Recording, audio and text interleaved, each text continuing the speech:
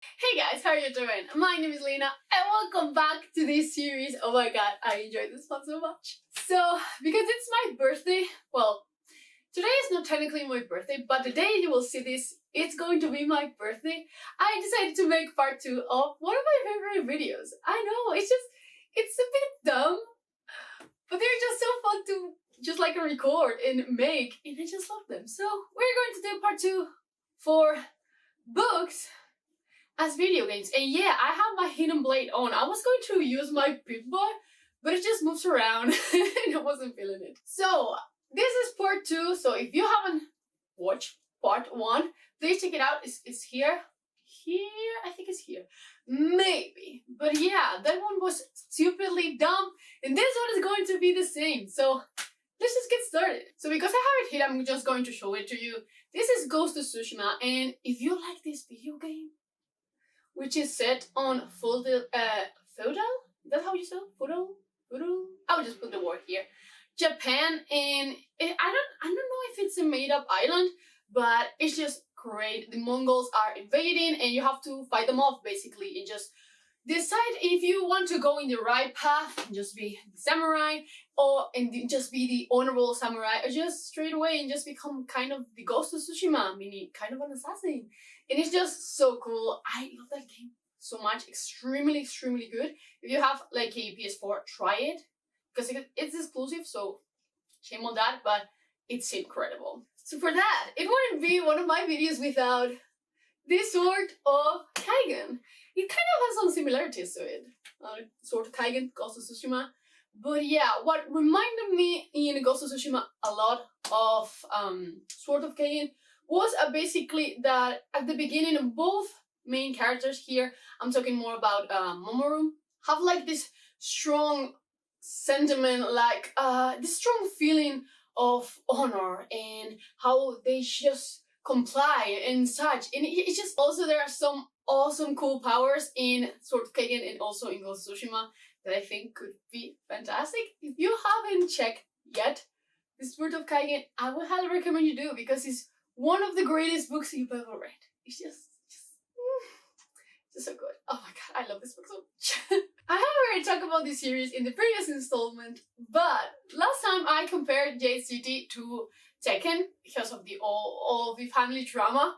But now I have to make like the most obvious comparison. So if you like Yakuza, you are going to love Jade War by Funali. So yeah, the mob in this inspire Japan. So yeah, they're just such a match. They're such a perfect match. But yeah, either Tekken or Yakuza will work. I actually think that the Greenbone Saga is just like a mixture of both. You have like the Tekken family drama and then all the mob things in Yakuza.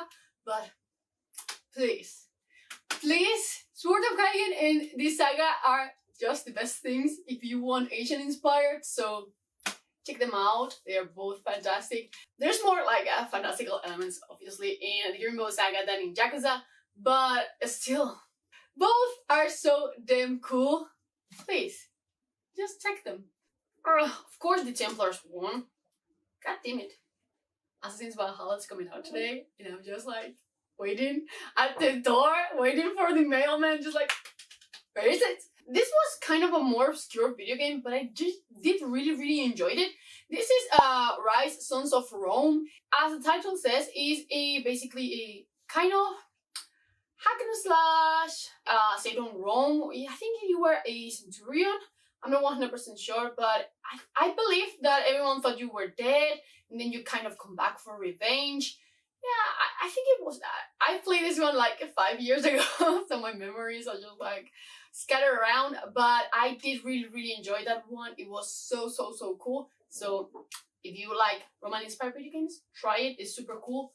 And I'm going to compare it with a Torch. No, simply because it's also Roman inspired and I don't have that many Roman inspired books.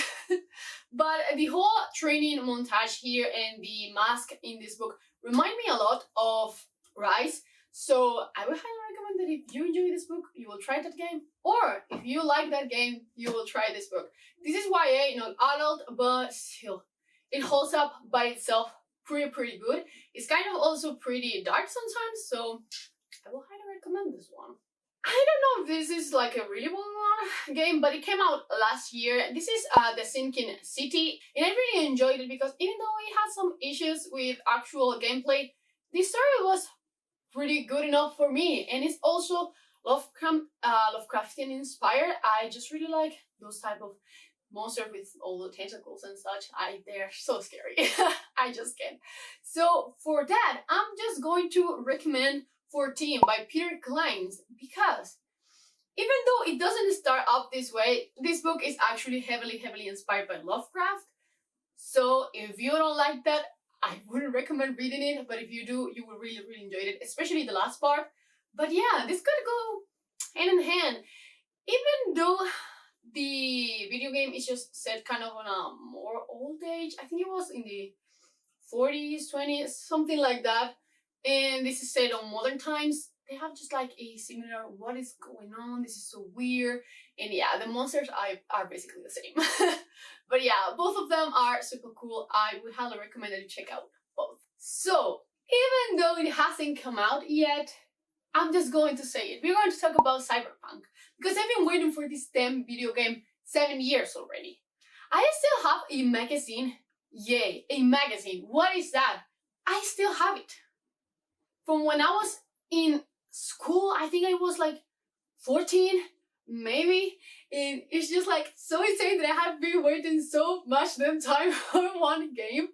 But yeah, Cyberpunk is finally coming out next month, or at least I hope so.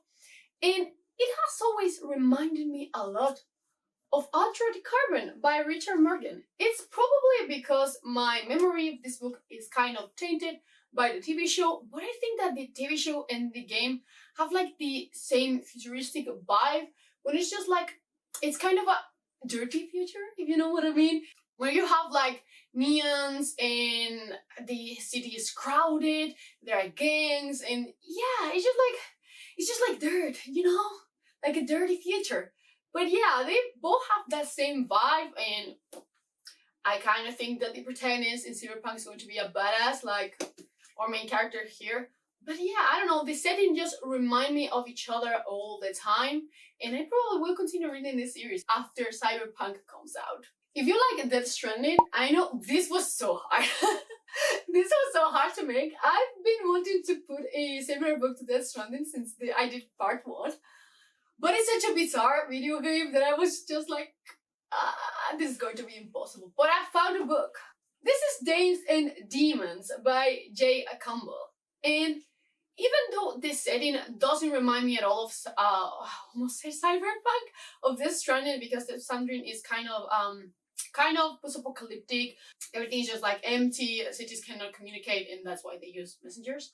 This has a thing with a pregnant guys. They have like umbilical cords that they can connect, and that's how they sometimes use magic, because women have disappeared kinda because of a plague. And it's just every time that I heard about the umbilical cords, I just couldn't stop thinking about Norman Reedus in Death Stranding. My brain has connected both of this, and it will never return to normal, like ever. But yeah, this was a pretty sweet book. I would recommend that if you are kind of interested, you try it. And the main character is named Chris Redfield. Resident Evil fans, please, can you tell how happy I am today? It's just like, I love this one. I love mixing this two. I just love it. Oh, then we have a couple of narrative games. If you just don't like playing that much, but you like, you know, interactive stories, I would highly recommend that you check both of these. The first one is Until Dawn, and it's just such a cool game. I think it's actually pretty underrated, but it's just such a good time. You basically take control of several friends that go into this cabin, and a murderer shows up, basically, and you have to decide if they are going to survive or not, and it's just so fun. I've played this game like probably 5 or 6 times. I played it 2 times myself just to get like the perfect ending in the second one. And then the other one was just with my friends. I was just like, oh my god, what are you doing? You're going to kill them all. But yeah, it's super fun. For this one, I'm just going to recommend you Clown in a Cornfield, because it's kind of the same vibe. We have a group of teenagers. Well, the other ones are kind of older, but these are teenagers. and they are going alone to this kind of barn. They are doing this gigantic party, and then a murderous clown shows up and starts killing everyone, and it kind of feels like Until Dawn, even though I wonder Until Dawn has kind of some fantastical elements to it by the end, but overall it was just so cool. So cool. These two go perfect. The other game of I think it's Supermassive Games, the producer of these ones. I'm not 100% sure, but it could be. Little Hope. This is one of the stories in the Dark Pictures anthology. I just played this one on Halloween. I enjoyed the hell out of it. I do believe that I liked Man of Medan better, the first anthology, but I just really enjoyed this one. So I played it in one sitting, almost half the night, and it was so fun. For Halloween alone in lockdown, it was still so cool. So for this, I'm going to recommend you Rules for Vanishing by Kate Alice Marshall. It has like a similar vibe. In both, our main characters are following this road to try and get out of both these towns. Well, this is kind of, the town is only a part of it, but in the other one, Little Hope is actually the actual town.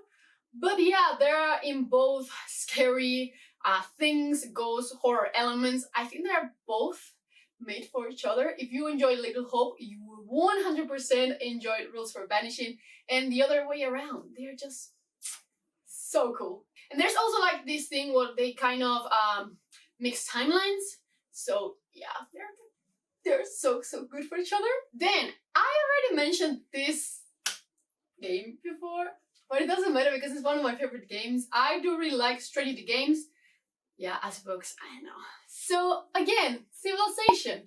And if you enjoy managing a city with all the things that you have to do, you are going to highly enjoy The Traitor by Cormorant by Seth Dickinson.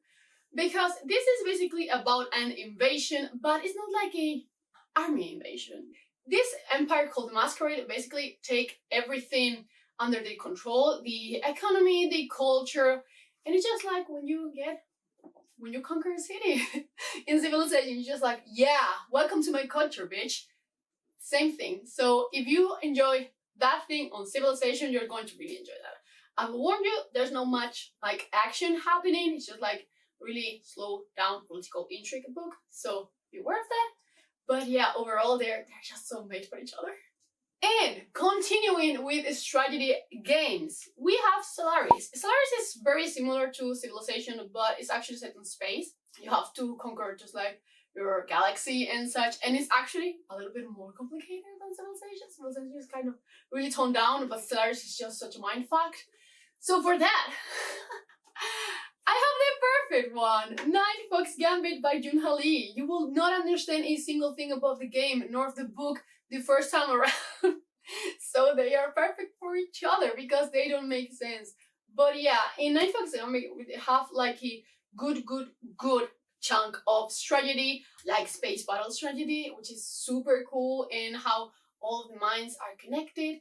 Yeah, I don't know. When I was reading this, I was just thinking like, oh my god, this sounds so familiar. Just planning all the battles and going there. It's just like, yeah, it's just like in Stellaris when you have to make your galactic empire. But yeah, it has like a similar vibe to it. They are not like 100% the same. But if you like Stellaris, you really like Ninefox Gambit. And if you just like sci-fi in general, you should read Ninefox Gambit. So for popular requests, we're just going to have Bioshock. Bioshock is one of my favorite franchises. I actually really enjoyed the first Bioshock and the third one. I wasn't a huge fan of the sequel, but I did really love the third one. Even though it's kind of an unpopular opinion, I loved Colombia. I think it was such a good setting.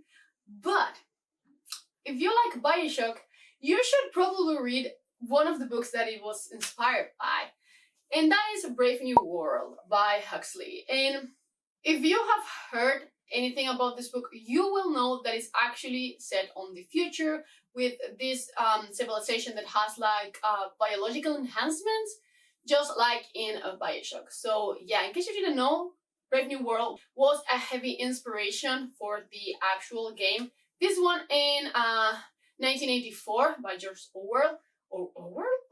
Orwell? So highly recommend to check out both of those if you really like Bioshock. If you have already read both of those, I promise you in part 3 I will have another one.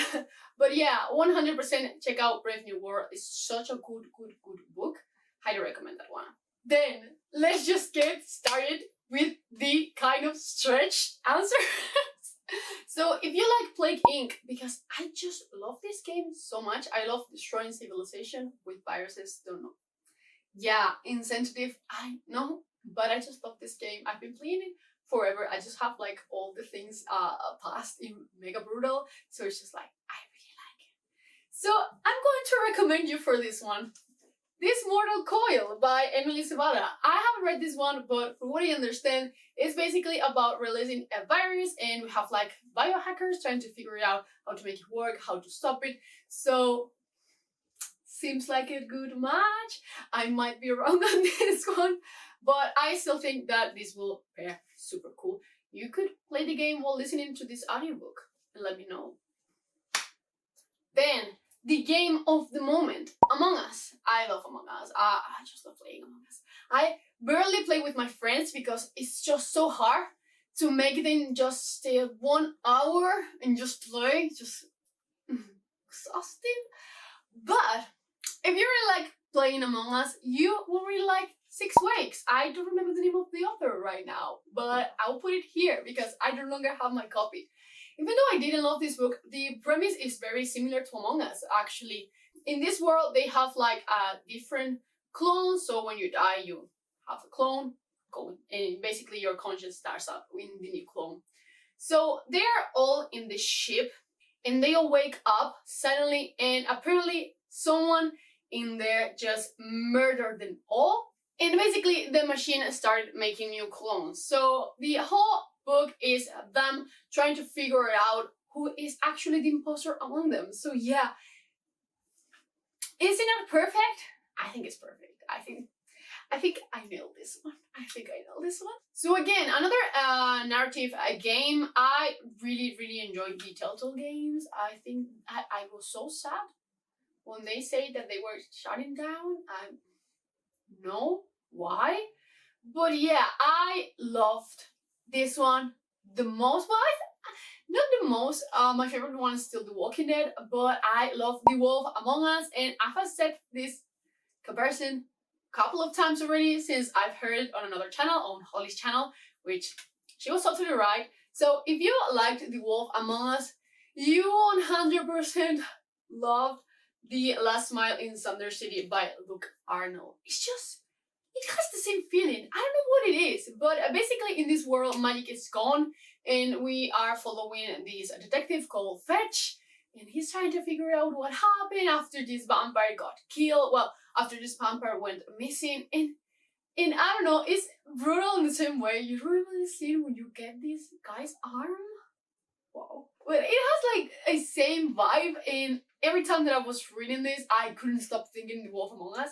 And also, if you really like The Wolf Among Us, and for some reason you don't know that it's actually inspired by Fables, read that, because they are kind of the same. It's not like 100% the same story. I mean, Wolf Among Us is really short, and this has like 12 volumes, I believe. But Fables is incredible. There are some tomes here and there that are just kind of filler, but overall, they are fantastic. So take both of them. Are you ready for this one? Are you ready for the stupidity of this one? So if you like Mario Kart, you are going to really enjoy The Light at the Bottom of the World by London Shaw. And you might be just like, Lena, what the fuck are you saying? And you would be correct, but in this book there's actually a race under the sea with this different type of submarines, and I don't know why, but when I was reading it, it reminded me of one of the courses in Mario Kart. It's so hard, the one that you go under the water, and I was just like, damn, I feel like I'm playing Mario Kart. But yeah, that's my choice. You're welcome. This is so dumb. So the last two ones kind of make sense, so don't worry. The stupidity has reached its limit, So we're back on Earth again.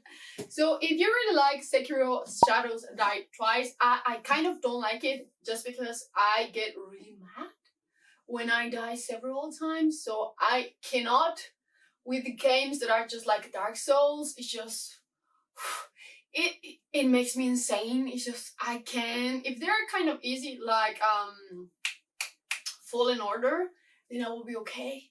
But if not, I'm just like I can't.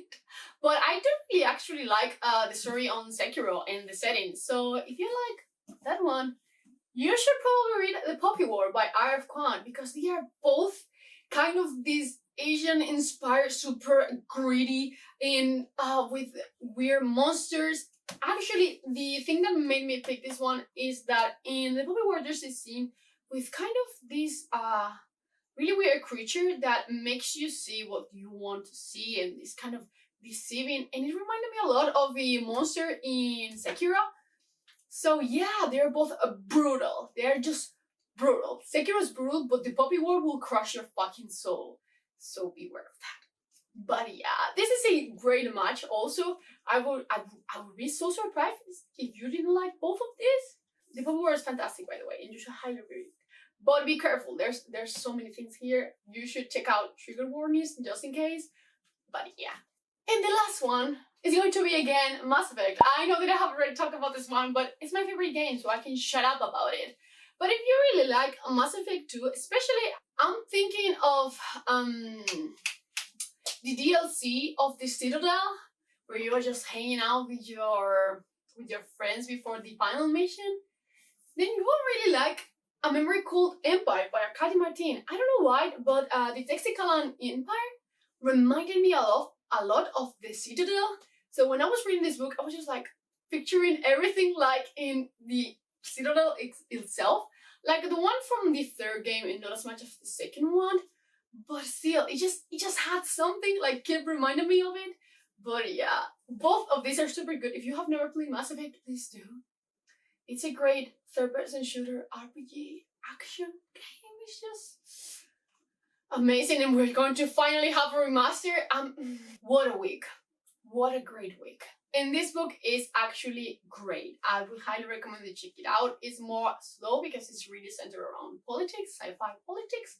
So beware of that, but I will highly recommend you check it out anyway because it's just so good. So yeah, those were my recommendations for round number 2 of this series. I already have a round 3 in the works, but it won't come out until next year probably because I still need to play more games and read more books to make proper comparisons. But yeah, please, if you have any like comparison of your own, let me know. I would just love to know that. But yeah, if you have played any of these games, and if you ever want to play any game, let me know. I will 100% play with you. I need more friends to play with. But yeah, that's going to be all for today. Don't forget to comment anything of the things that I just said, because I already forgot. I'm having such a day. Down below, and yeah, I will see you in the next one, my guy.